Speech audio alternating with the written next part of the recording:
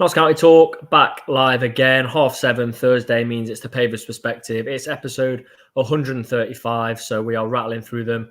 A very, very interesting week from a Notts perspective. You know, 2 long away trips, Morecambe and Carlisle. If you are listening back on Spotify, drop us that 5-star review. We do have Andy, a Port Vale fan, joining us shortly, which I don't like to bang on about. It means we've still only not been able to find an Accrington fan. Second season running as well. So yeah, not bitter about that or breaking our streak, but there we go. We are powered by Better Bytes computers. As you will see, use the code Pavis Perspective and you'll get a discount on a refurbished computer or computer repairs. Oh, George, 1 point off top is not bad, is it? It's all right, but I mean, your wrist, mate, is in a mess. Oh, why? We don't need to bring that up. You don't need to bring that up. Look at the chat. How's Tom's wrist? I'm a key. I'm trying to think how I can describe it. Think about when Stuart Maynard took over and we had that 6-game losing streak. That's the equivalent of what my wrist is like right now. Talk us through it. What happened? Word for word. Moving house, as you will have seen on last Thursday's show, I was in a different location. Moving house. Mm-hmm. 2 boxes left out the loft. Yeah. Don't ask my dad, do I? Don't say to my dad, can you hold the ladder? Absolute disaster. And you'll find this quite funny. I was rolling around on the floor shouting, I think I broke my wrist. So did you just fall out the loft then? Pretty much. How dramatic would you say it was out of 10?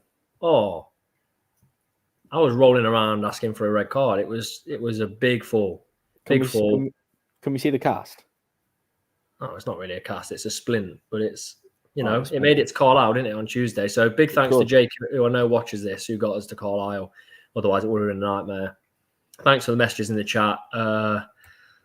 It's put an end to the 46 this season, but, you know, could have been a lot worse. Could have been worse. Could have been both wrists. Yeah, it could have. Could have been my back. Who knows? Right, let's see who we've got then. Paul, Richard, Helen, who's a channel member. Thank you for the message, Helen. Ken, Ian, Tony, Nigel, Royston, and again, Mickey, who's always joining us.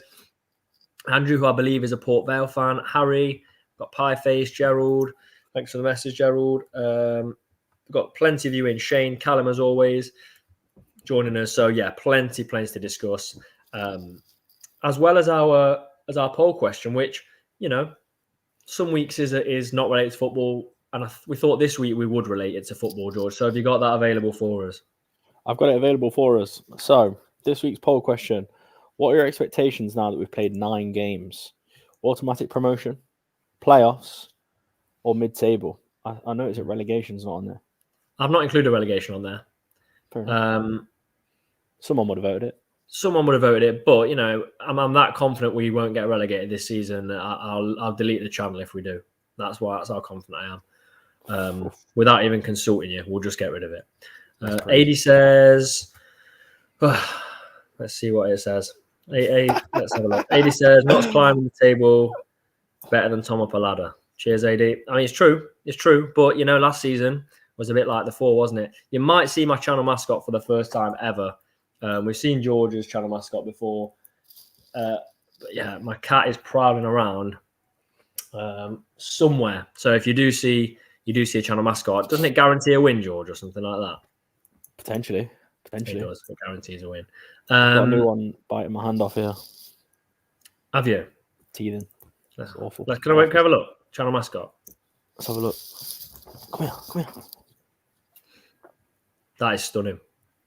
What is it then? Absolutely stunning. Anyone in the chat know what that is? It's a dog. Is it? It's a dog. Are you sure? I'll tell you now. Can I have a guess what dog that is? Go on then. I think it's an Italian Greyhound. Oh, you gave it away. Got it in one. Right, let's stop talking about that then. My cat is literally going to be on the channel any minute. Mickey says Italian Greyhound. Great guess. Right, we're going to get Andy in, who's part of the Ale in the Vale podcast. Chat about Port Vale, and then we'll go on to the Morecambe and Carlisle games after. Andy, how are you doing? Yeah, very well, thanks. How are you? Yes, good, thank you. Cheers for joining us. I was about to say it then, but I thought I'd wait until you're in here. My pre-season predictions had Port Vale to win the league. Yeah, a lot of people have predicted us to do very well, probably more than our own fans have. And I don't know, it's not, you're always a bit pessimistic about your own side, and you always look at other teams and you think that they're going to walk it. And a lot of people had Notts down in a little group of teams like Donny and Gills, as the teams with the bigger teams in the league with the bigger budgets. We've not had an inconsiderate amount of money to spend this summer. We've done well, done some good business, and I can see why other people expect us to be there or thereabouts. I'm a little bit. I don't think we're quite there. It's a very new squad. We haven't quite clicked yet, but we're moving in the right direction. Yeah. What do you make of your manager then? Obviously, on paper, looks to be one of the better managers in the league. Yeah, Darren Moore's he's had a very big what's the word I'm looking for? Well, he's had a few big jobs. He's got a very big profile since Sheffield Wednesday and West Brom. He was at Donny before that and did a good job at a similar level. He's had a really rough start. He picked us up when we were about February in the relegation season, and we weren't particularly good. He had no room for manoeuvre. The transfer window had already shut, and he had a lot of poor players to deal with. He couldn't stop us from going down. This summer he's made a lot of changes. He's brought his own players in. It's getting them to gel, and it's just whether it's quite really clicked yet. I get the feeling that we're still a little bit further off where I'd like us to be. I'd like us to be a little bit further forward. I think maybe we're just treading water a little bit, and maybe we should be doing just that little bit better. But it's fine margins between 7th where we are and 2nd where you are. I think you've just been the more consistent of a lot of other sides that people were fancying, like your Gillinghams and your Doncasters and teams like that. Yeah. Let's start to get some questions in then, because we've got quite a few people send them in. This one's from Chris and says, not seen Vale play this season. How do they play? Possession-based or physical? Or maybe both. Probably a bit more physical than we've seen before. We've got a target man now who took him a few games to really get going. Jaden Stockley, who's played quite around a few clubs in the lower leagues. Fleetwood, we signed him from. He's played for Exeter quite a bit. I think he was at Charlton, Preston. He's very good. He tends to make things stick, and every flick on he makes seems to be considered and towards something or someone. He's been excellent since he's been in the side, and he's been a big factor in us having sort of a slowish start to having a very good September and moving towards into the playoffs.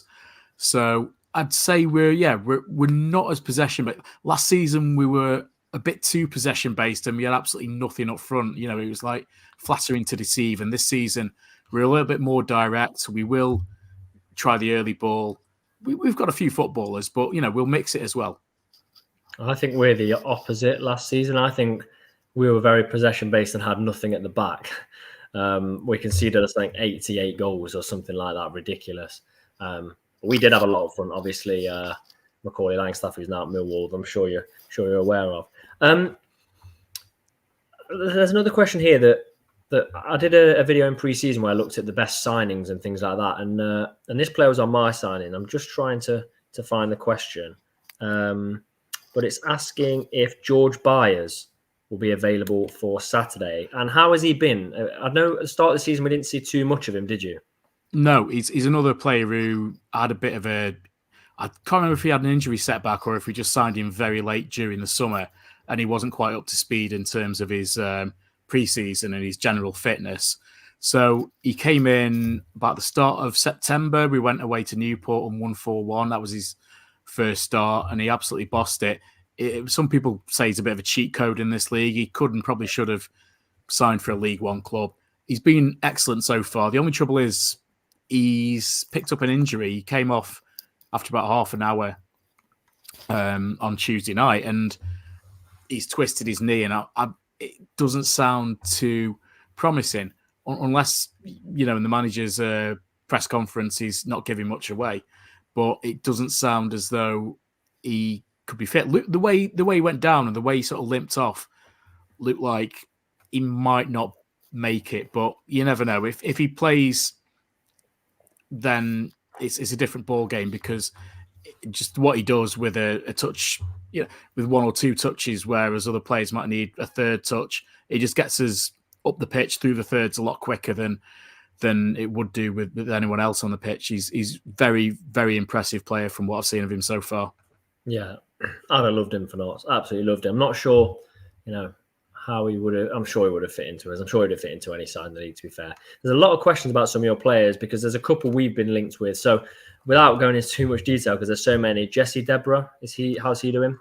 Yeah, he's been in and out of the side, depending on whether we've been playing with a 4 or a 5, and whether we've gone for maybe more experienced sort of stoppers, or whether we've gone for Deborah, who's he's got recovery pace. He uses his pace to get out of situations. He plays generally on the right of a 3. He's got a bit of a long throw in, probably not long enough, but we still persevere with it. And he's a very sort of nice, silky defender. A little bit raw. He came through. I don't know if he was at Halifax when you were still non-league, or whether. Yeah. He started very well last season, and then he maybe tailed off a bit. Maybe the jump caught up with him. But when he's come on, he's looked decent. It's just horses for courses as to whether we see him or not in the team. And I think he might well start after he came on at half time. We changed system because Colchester were stubborn. We struggled to keep them to break them down. So we changed things around at half time, and he ended up we went to a 4 from a back 5, and he ended up scoring the first goal, which probably wasn't what he was brought on to do, but he does give you that threat of set pieces. He's quite tall, but his pace is probably his biggest thing as a defender. Yeah, we were actually linked with him a few times, and I think quite a lot of Notts fans would have liked him. And I know George got a question in a second, but one more from the viewers watching is, how are the 2 new strikers doing that you signed? Is it Patton and Tolai? Yeah, Tolai is the Swiss lad we signed from Aldershot, and he's a bit of a mixed bag. I mean, the 2 of them we can probably lump into the same pot, in the sense that they're coming up. Patton, I'm not entirely sure how you pronounce his name. Came from Queen of the South, so I think it's a Scottish second. And he's a little bit raw at this level. Tolai, similarly, he's come from the National League, and they've shown glimpses of what they can do, but they've probably not really had a run in their preferred position. I think Tolai prefers to play through the middle alongside maybe a number 9 as a second striker. We've been playing him as a number 10 or in a 3. Payton similarly hasn't quite had the crack of the whip, and he's been out of the side the last couple of weeks. We've played a young lad called Antoine Hackford, who's on loan from Sheffield United, who's a bit more of a pacier, raw striker, and a lot of people think that maybe Payton should be playing. I don't know if he's fallen out of favour a little bit, or he needs to just sort of wait for his turn. He might. You never know. Darren Moore could shake things up. I'm not quite entirely sure who's going to play up front on Saturday, but yeah, they've had stop-start early season so far. Fair enough. I think, I'm not sure if George is frozen there. You back there, George? Can you see? We can see you, but your dog's having a bit of a growl. I'll ask the question. How do you feel then about? And I know this caused a little bit of a stir. We're not giving you any more tickets than the 1,900. What are your thoughts on that? Does it bother you? Are you a bit frustrated? Because from a Notts perspective, we've had Chesterfield giving us less than 1,000, which made it incredibly difficult to get tickets. We didn't get many at Bromley at all. We took 800 and something in the non-league season, and then ended up getting 450. What are your thoughts on that from Notts? We got an extra allocation this afternoon, and it sold out within about quarter of an hour, I think. Oh, did you? So I haven't seen that. Yeah, there's another 300 order, which I think Fair is the enough. front rows of the side stand. I think they were maybe not sold, and now they have been. So I'm not sure we would have sold the entire 4,000, but 2,500 is about sort of reasonable for what we could have expected. Excuse me. So yeah, apparently there was a bit of aggro when was it Mansfield came the other year and brought a whole full away end and scored about 4 goals. And I think is that a bit of the heat that I'm sensing, that you let other sides bring in huge away followings and it does you no good. You don't get that same home advantage. I don't know if that's the thinking behind it or if it's just police and our nutters being a bit daft. I don't know. Yeah. I'm not sure. There's the stand that you're going to be in, your fans, and I don't know. Are you coming, Andy, to the game? Yeah. It's the same side stand that we've had for a few years since he changed the home ends over. Yeah. Because the first couple of times I went to Notts County, it was the big cop. It was the away end. And I don't know why you'd stick away fans in the cop. I mean, it's a great stand. Yeah, it's steep. It's everything you want from a stand. It's just, I don't know. You probably only your Sunderlands or teams like that who'd come and absolutely fill it. Yeah. We have to be fair, Chris has said we have a huge fair in Nottingham that comes every year called Goose Fair. I've heard about this, yeah. And that will probably that genuinely could be the reason, just on police presence alone. I don't know. I'm not sure, it could be, but the stand is strange. The stand you've got, we're not actually allowed to fill it through health and safety. Yeah, so it's a very narrow concourse, isn't it? Yeah, that's the reason. The issue. Yeah, it's a bit of a weird one, but it is what it is. Really, it's a good allocation. Most teams in the league won't remotely touch the sides of that. It's just that you got one or two teams that will, and on a good day, can bring a good following. Yeah, and you're probably one that could bring a decent following to Vale when the return game is as well. I think the way Notts are run at the minute, we're all about sustainability, profit. I don't think we'd have turned down the opportunity for more ticket sales. I think there'll be more to it than that, personally. Before we let you go, Andy, I appreciate you coming on. Do you have a score prediction for the game on Saturday? Obviously, it was confirmed in the week for us that Jody Jones will definitely not be playing. He's our key player. Everyone knows that. So what's your score prediction? Yeah, I saw that Jones was out, and it sounds a really nasty one. So fingers crossed for him that he can recover quickly as he can. Really, it's really tricky to give a score prediction because any one of the 3 results are possible. You never quite know, and League Two is such a weird league that anything could happen. I'll predict a diplomatic draw. I'm going to say 1-1. I think we'll equalise quite late on, but I don't know. I am fearing the worst. I think Notts, they have been the most consistent team in the league, and I could probably see them lasting the course more than, say, Walsall. So Notts do worry me a little bit. Yeah, but to be fair, Port Vale worry me as well. So one of those sides, one of the maybe 5 sides that are going into matches thinking, we could really be on the wrong end of something here. Andy, appreciate you joining us. I'm sure we'll speak to you later in the season, and enjoy your trip to Nottingham on Saturday. Yeah, it's a pleasure. Cheers for asking me on. Cheers, Andy. See you soon. All right, Cheers, bye. Thank you.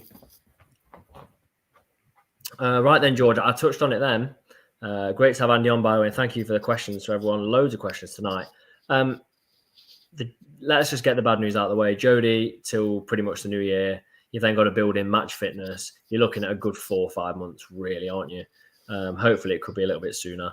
Gutting. What's your thoughts on it? Well, yeah, I mean, obviously, everyone's gutted, aren't they? All the Notts fans are gutted.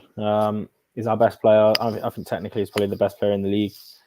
A huge loss, really, because I think a lot of the way that we would set up and as a team, as much as they probably wouldn't like to admit it, Jody wouldn't like to admit it, sort of revolves around his, ability to make something. You know what I mean? Like the crosses and his passing and just everything that he does, the goals, and he's been in fine form, and he's going to be a massive miss, and irreplaceable.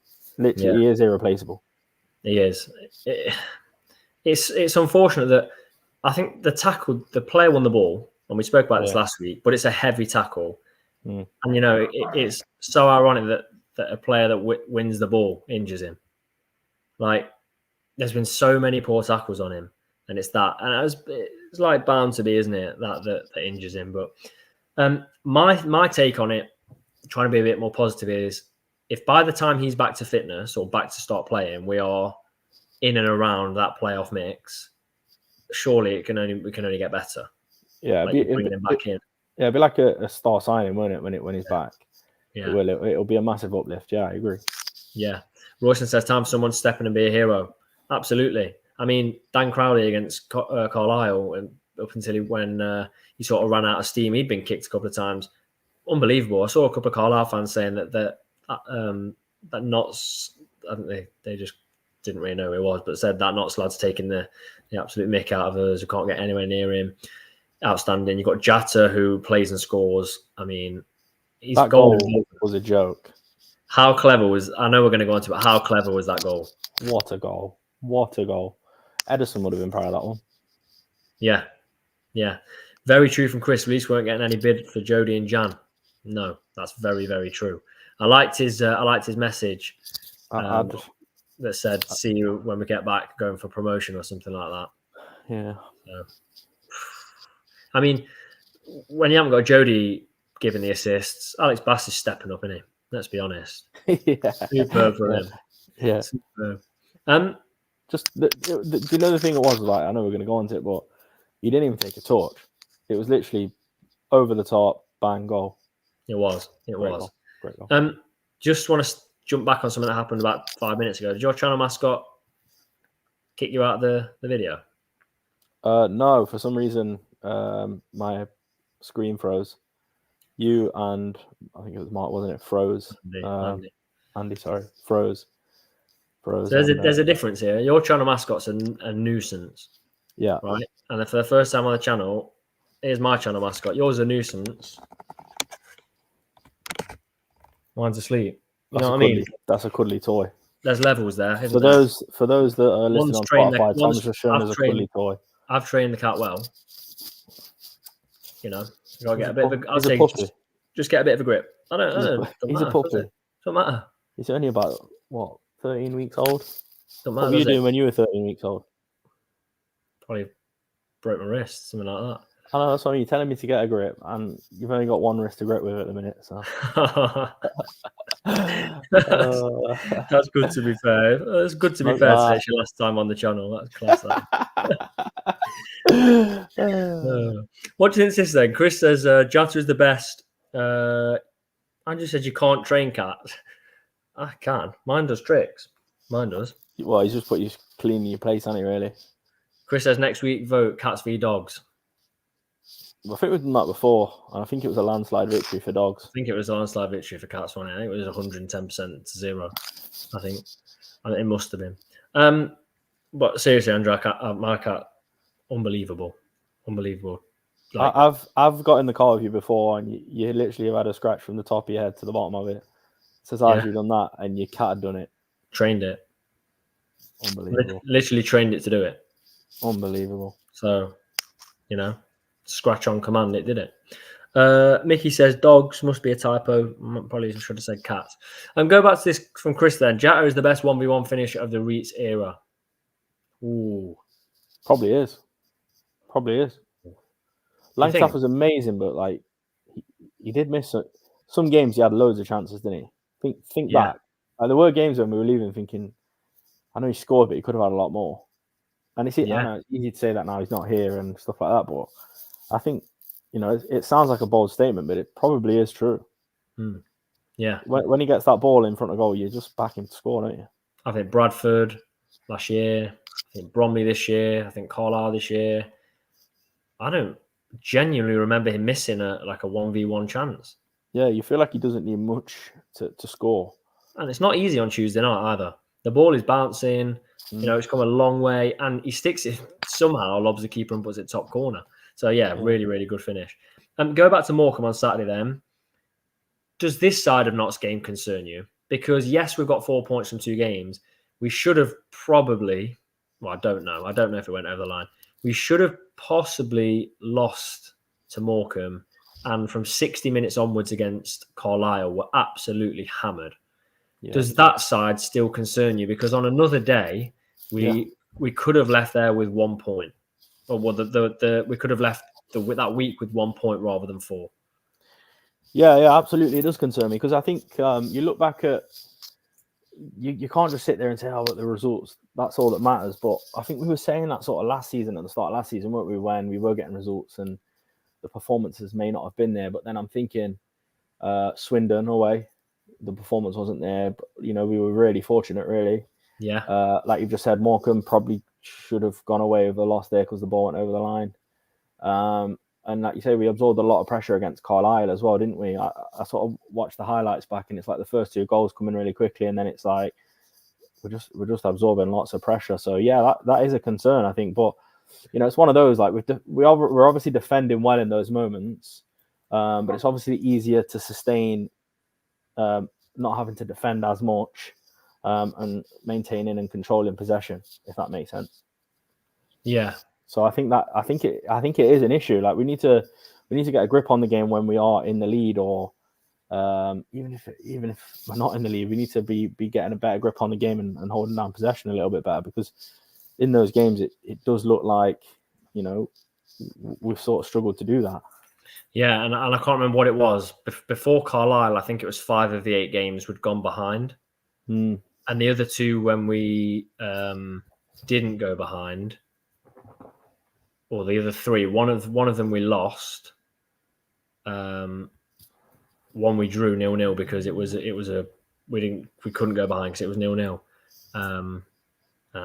Something else, the other game I can't quite remember.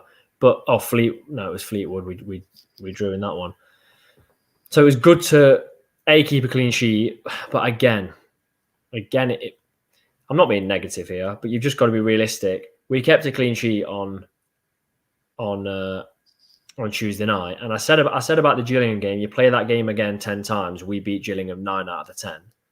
But I think if you play the Carlisle game again 10 times, we concede 9 out of the 10 times.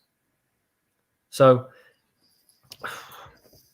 I don't know. They were never going to come out and be dominated as much as we made them be in that first half.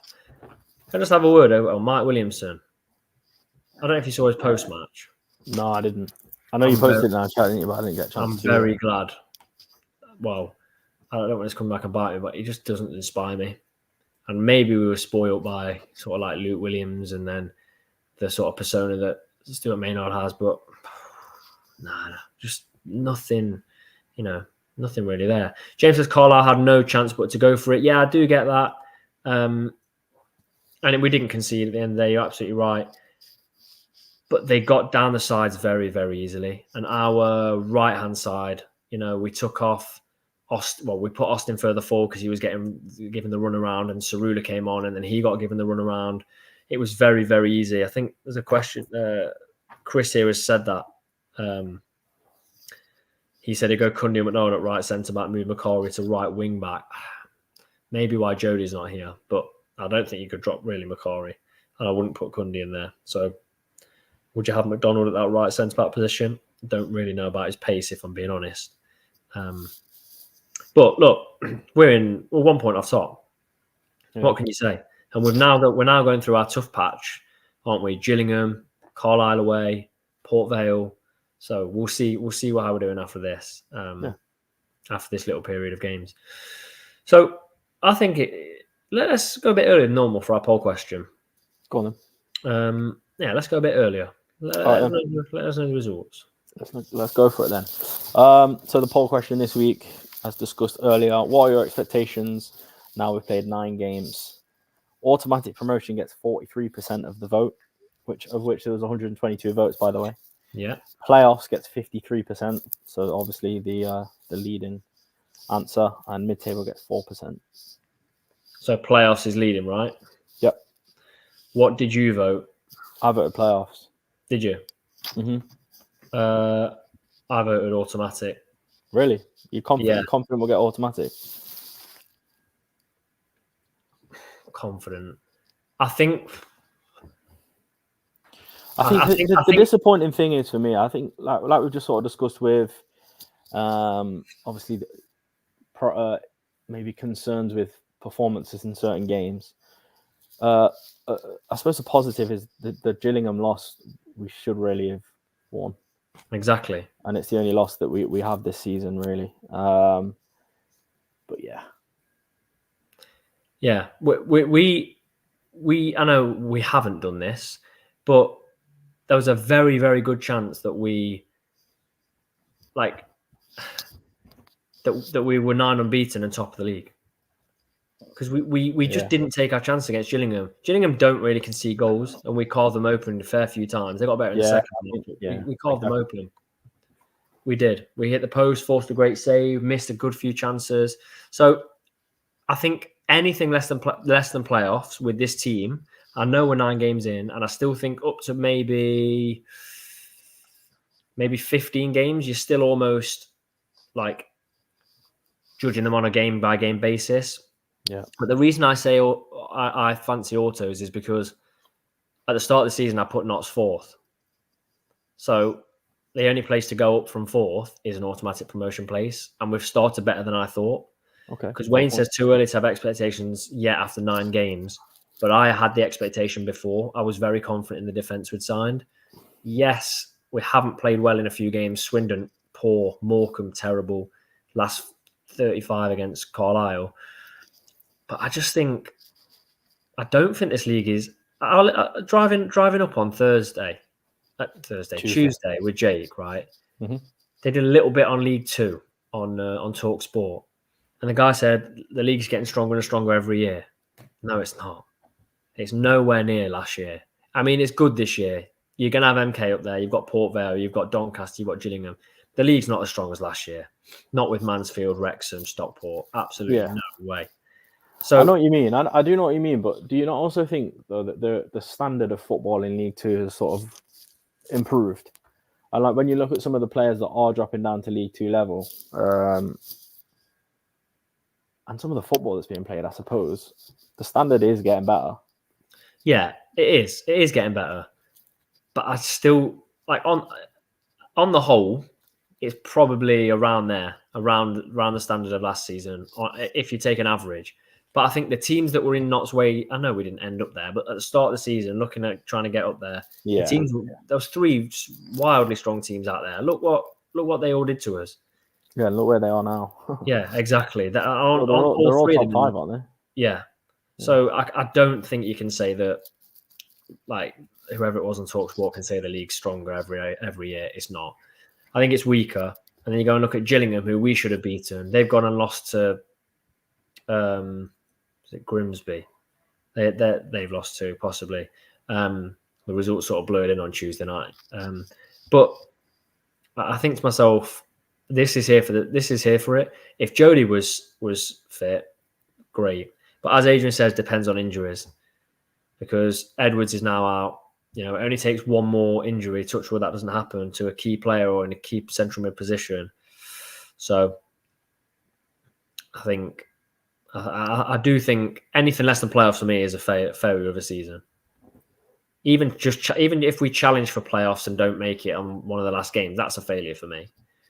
Because Bedu is above this league, right? Bass is probably above this league. Crowley and Jody are clearly above this league.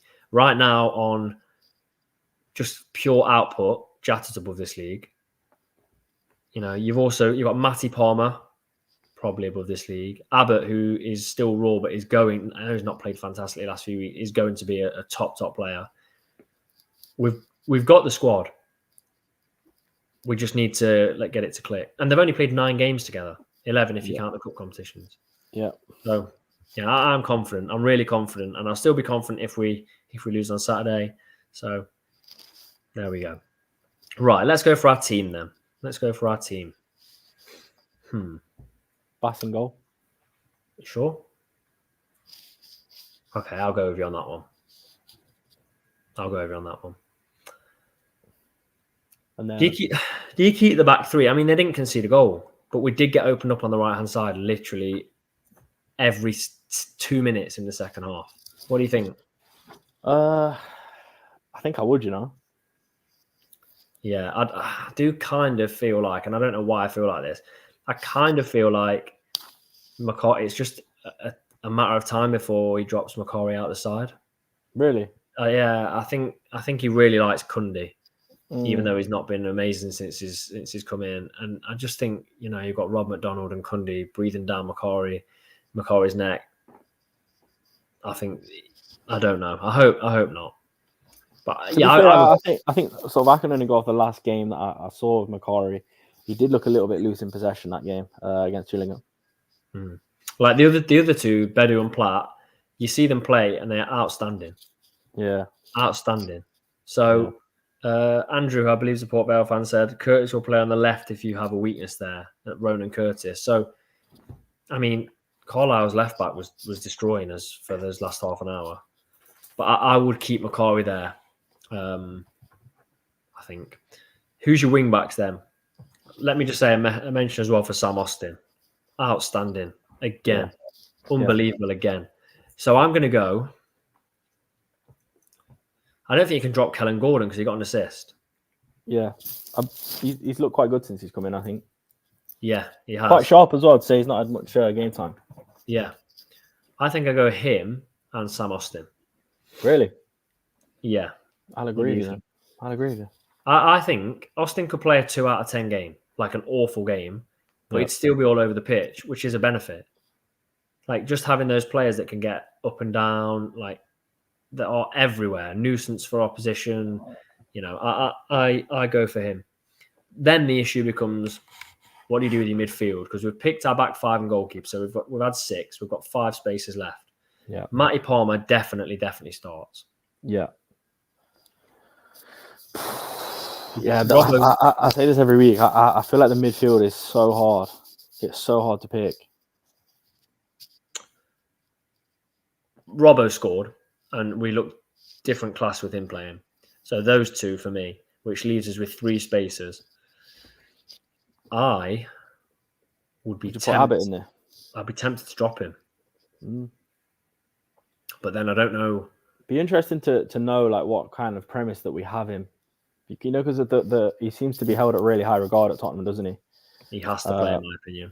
Yeah, but he probably does. But then that leaves I suppose it leaves McGoldrick out, doesn't it, really? And then you've got Jatta and Crowley. Well, Didsey wasn't even on the... I don't think Didsey was even on the bench. Yeah. Against Carlisle, which it might just be completely rested. I don't know, because you've always got that thing if Abbott plays and puts in a performance the same as he did on his first couple of games. I'm gonna just rest him, but I'm not gonna put Hinchy in. I'm gonna try and go on the front foot, and I know this won't be a popular opinion. I'm gonna put Grant in. What do you make of Grant in the home game against Gillingham? He was missing, wasn't he? Yeah, he didn't really stand out, to be honest.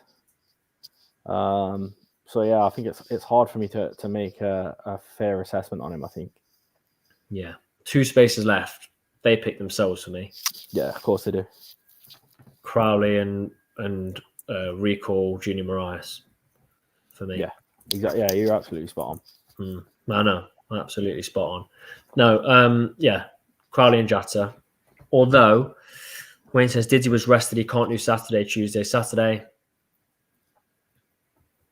Didsey and Jatta together with Crowley in behind. You would lose your midfield 3. I don't know. No. I'm going to stick with what I said with Crowley and Jatta, I think. And then the bench, look at the potential you can have on the bench. You could have Abbott on the bench if you're going with our team, with Hinchy, Josh Martin, who we've not seen a massive amount of yet. Giovanni Brown, who I thought was much better when Kevin Scott came on. You got Cerullo on the bench, and then you got room for one of the centre backs. So superb bench, and the best we've had by a mile in terms of squad depth. So Chris says moments where Grant looked class, but others where he goes missing, bit of an enigma. Maybe that's why MK fans weren't so sort of in love with him as a player. Chris says Jatta's only going to play 70 minutes. Need Diddy to come on for him. Definitely could happen. 100%. Yeah. Right. Port Vale, tough game. You know, in my opinion, win that game or play very, very well. I don't really want to draw the game. I don't want to draw any game at home. I want to win them all, but it could be a bit of a statement, in my opinion. Yeah, it could. It could. I think. I feel like for me, I was really disappointed after Saturday's draw with Morecambe. So, same. Bottom of the league, and I mean, I know we were sort of talking, weren't we, on Thursday's show, and you know, we had one of their fans on, and he was saying that it's a false league position.